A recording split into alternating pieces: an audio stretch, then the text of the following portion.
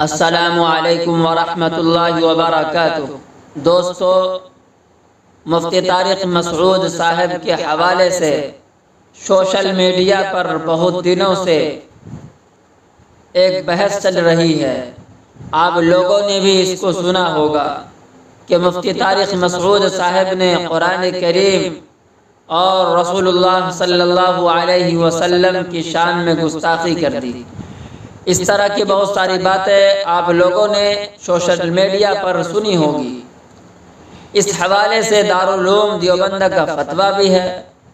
ہم آپ کو دارالعلوم دیوبند کا فتویٰ بھی سنائیں گے، لیکن ہم آپ کو اس سے پہلے یہ بات بتا دیں کہ مفتی طارق مسعود صاحب نے کیا کہا۔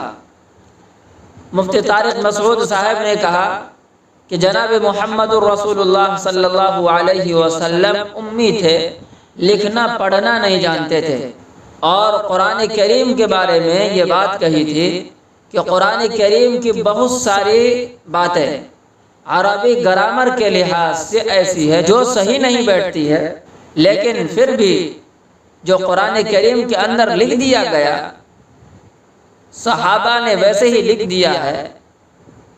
چونکہ جیسا لکھ دیا ہے تو ہمیں ویسا ہی پڑھنا ہوگا، ہم کو ویسا ہی ماننا ہوگا۔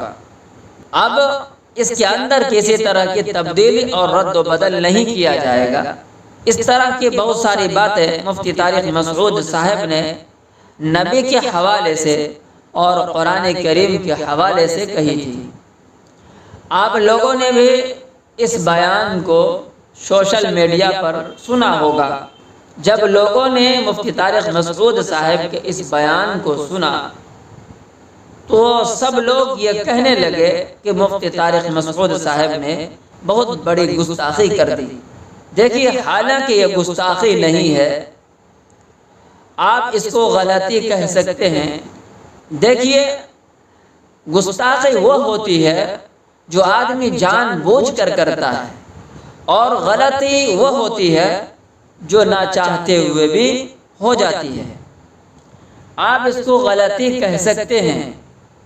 اگر زیادہ سے زیادہ آپ کہہ سکتے ہیں تو آپ غلطی کہہ سکتے ہیں، گستاخی نہیں کہہ سکتے، کیونکہ مفتی طارق مسعود صاحب ایک زمانے سے دین کی خدمت کرتے چلے آ رہے ہیں، بیانات کرتے چلے آ رہے ہیں، لوگوں کی اصلاح کر رہے ہیں۔ بہت سارے لوگ مفتی طارق مسعود صاحب کے بیانات کو سن کر صحیح راستے پر آئے ہیں، انہوں نے غلط راستے کو چھوڑا ہے۔ حالانکہ مفتی طارق مسعود صاحب ایک دیندار آدمی ہے، ایک عالم آدمی ہے، اتنے زمانے سے دین کی خدمت کرتے چلے آ رہے ہیں، ظاہر ہے کہ اس کی نیت خراب نہیں ہو سکتی، اور اس طرح کی وہ بات نہیں کر سکتے۔ اور دوسری بات یہ ہے کہ مفتی طارق مسعود صاحب جو بیان کر رہے تھے وہ قرآن کریم کی حقانیت پر بیان کر رہے تھے، قرآن کریم کی صداقت پر بیان کر رہے تھے، اور قرآن کریم کے سچا ہونے پر یہ سارا کا سارا بیان تھا، اور جناب محمد رسول اللہ صلی اللہ علیہ وسلم کے اخلاق کو بیان کر رہے تھے، سیرت کو بیان کر رہے تھے، اور اس کو دلیل کے ساتھ مفتی طارق مسعود صاحب سمجھانے کی کوشش کر رہے تھے۔ لیکن بہرحال کچھ الفاظ ادھر ادھر ہو گئے جس کی وجہ سے لوگوں کو غلط لگا، تو مفتی طارق مسعود صاحب نے اس سلسلے میں معافی بھی مانگ لی۔ آپ لوگوں نے اس بیان کو بھی سنا ہوگا۔ دیکھیے، اس سلسلے میں دارالعلوم دیوبند کا فتویٰ کیا ہے، رسول اللہ صلی اللہ علیہ وسلم امی تھے یا نہیں۔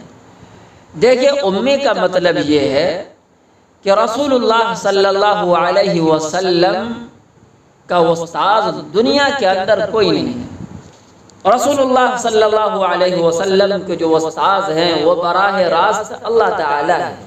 دنیا کے اندر رسول اللہ صلی اللہ علیہ وسلم نے کسی کی شاگردی اختیار نہیں کی۔ دنیا کے اندر رسول اللہ صلی اللہ علیہ وسلم کی کوئی استاذ نہیں رہے، اور یہ امی ہونا یہ رسول اللہ صلی اللہ علیہ وسلم کے لیے عزت اور شرافت کی بات ہے۔ اللہ تبارک و تعالی نے بذریعہ وحی رسول اللہ صلی اللہ علیہ وسلم کو علم عطا فرمایا، اور اتنے علوم عطا فرمائے اتنا کسی کو علم عطا نہیں فرمایا۔ یہ رسول اللہ صلی اللہ علیہ وسلم کی خصوصیت کی بات ہے۔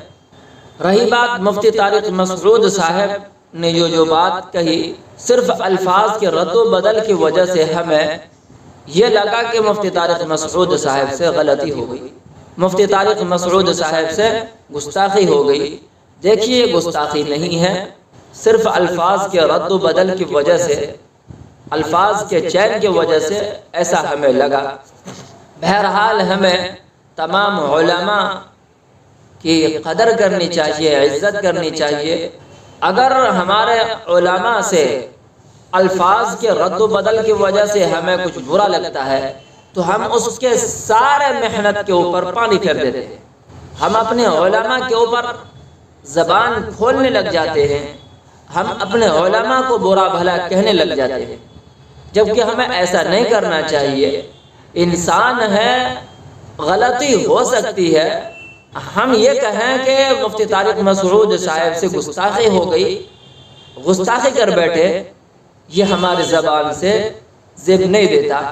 ہمیں تو اپنے علماء کی قدر کرنی چاہیے، احترام کرنا چاہیے، جو اپنے سارے زندگی کو دین کے لیے وقف کر دی ہو، لوگوں کو دین کی باتوں کو بتلاتا ہو، دین کی باتوں کو سمجھاتا ہو، لوگوں کو اللہ تعالیٰ کی طرف بلاتا ہو، رسول اللہ صلی اللہ علیہ وسلم کی سنت کی ترغیب دیتا ہو، رسول اللہ صلی اللہ علیہ وسلم کی صورت کو، سیرت کو اور اخلاق کو لوگوں کے سامنے بتلاتا ہو۔